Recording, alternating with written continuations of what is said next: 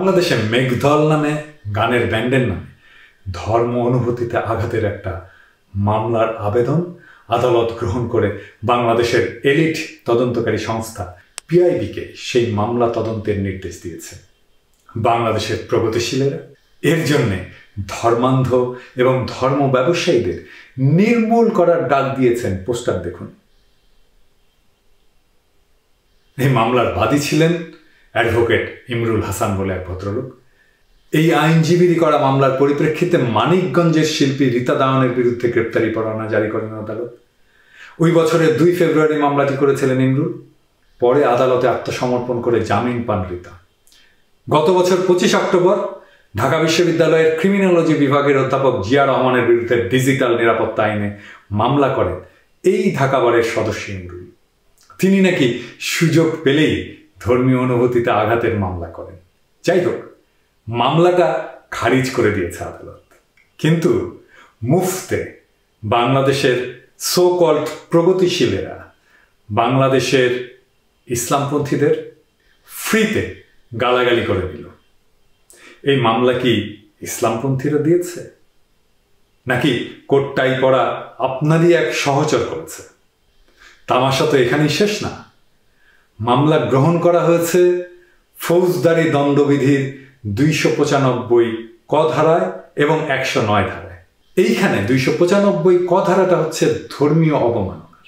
এই ধারাটা বাংলাদেশের আইনে 1973 সালে, মানে হচ্ছে আমাদের এই আওয়ামী লীগ সিপিবির আমলে, যখন বাংলাদেশে এই বামদের ভাষায় ধর্মনিরপেক্ষতার স্বর্ণযুগ ছিল, সেই সময়ে কিছুদিন পরেই সিপিবি ক্ষমতায় যায় মানে বাকশালের সদস্য হিসেবে। সেই সময়ের আইন এটা। এই আইন অবশ্য ব্রিটিশ আমলে তৈরি, কিন্তু সেটা সংশোধন করে বাংলাদেশের আইনে অন্তর্ভুক্ত করে শেখ মুজিব। আর শেখ মুজিব বাকশালের নেতা। এই বাকশালের মধ্যে সিপিবি ছিল। তাহলে ব্যাপারটা খেয়াল করি। বাংলাদেশের ব্যান্ড মেঘদলের বিরুদ্ধে একটা মামলা হয়েছে। মামলা করেছে কোথায়কার কোন ইমরুল হাসান। মামলার আইন শেখ মুজিবের আমলে করা। মামলা নিয়েছে শেখ হাসিনার আমলের আদালত। তদন্ত করতে গেছে শেখ হাসিনার পুলিশের কাছে। কিন্তু এইখানে শেখের বাড়ির কোনো দোষ নেই। দোষ হচ্ছে ধর্মান্ধদের।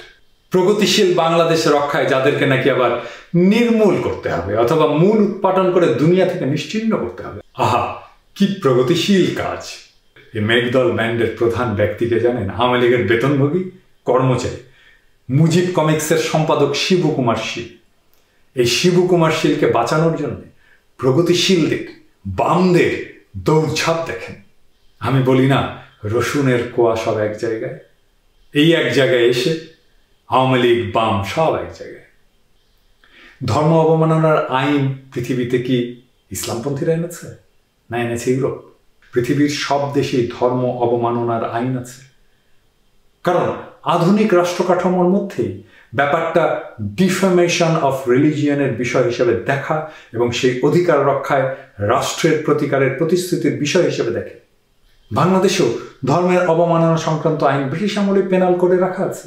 আর তাই যারা ব্লাসফেমি আইন করেছে সেই ব্রিটিশরা কি বড় মৌলবাদী গোষ্ঠী? হ্যাঁ, এই আইন বাংলাদেশে সংশোধন করে আইনে অন্তর্ভুক্ত করেছেন শেখ মুজিব। তাহলে শেখ মুজিব ধর্মান্ধ? জাতিসংঘের হিউম্যান রাইটস কাউন্সিল 15 এপ্রিল 2010 সালে ধর্ম অবমাননার বিরুদ্ধে কিভাবে লড়া যায় সে বিষয়ে সুনির্দিষ্ট কয়েকটা সিদ্ধান্ত গ্রহণ করে 2011 সালের 21শে মার্চ সর্বসম্মতভাবে সেই সিদ্ধান্ত গৃহীত হয়। জাতিসংঘের হিউম্যান রাইটস কাউন্সিলের মতে ধর্ম অবমাননা একটি মানবাধিকার লঙ্ঘনের অপরাধ।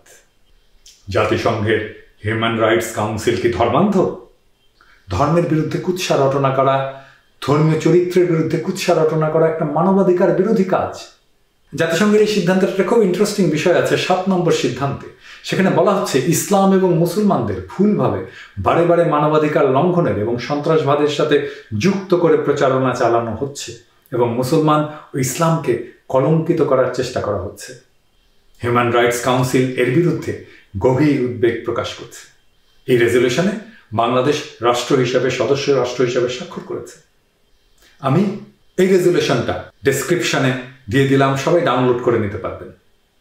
বাংলাদেশের সো কল্ড মুক্তমনারা যে ফ্রি স্টাইলে ধর্ম অবমাননা চালিয়ে গেছেন, ধর্মীয় চরিত্রদের নিয়ে পর্নোগ্রাফি রচনা করেছেন, এটা যে মানবাধিকার লঙ্ঘন, এটা কি আপনারা জানেন? আপনি যত বড় প্রগতিশীলী হন না কেন, আপনি জাতিসংঘের হিউম্যান রাইটস কাউন্সিলের সিদ্ধান্ত মানবেন তো? নাকি সেটাও মানবেন না? বলবেন এটা আমার ফ্রিডম অফ স্পিচ। এই ফ্রিডম অফ স্পিচ বলে এতদিন তো মানবতার বিরুদ্ধে অপরাধ করে গেছেন এবং যাচ্ছেন, সে খেয়াল আছে? এবার একটু হুঁশে আসেন। ধরেন আপনার ভাত খেতে ভালো লাগে না, ভালো নাই লাগতে পারে, আপনি ভাত খাবেন না, কেউ তো মানা করেনি আপনাকে, জোরও করছে না যে আপনাকে ভাত খেতেই হবে, কিন্তু আপনি তো ভাতের বিরুদ্ধে দিন রাত্রি গালাগাল করে যেতে পারেন না। আর যারা ভাত খায় তাদেরকে তো গালাগাল করতে পারেন না। আপনি তো সুস্থ না, এটা প্যাথোলজি। ঠিক একইভাবে ধর্ম আপনি না মানতে পারেন, ধর্ম মানা আপনার পছন্দ না হতে পারে, কিন্তু তাই বলে আপনি তো দিন রাত যারা ধর্ম মানে তাদেরকে গালাগাল করতে পারেন না, এটা প্যাথোলজি। আমরা এখন আর কি করতে পারি? আপনার সুস্থতা কামনা করতে পারি, দ্রুত সুস্থ হয়ে উঠুন।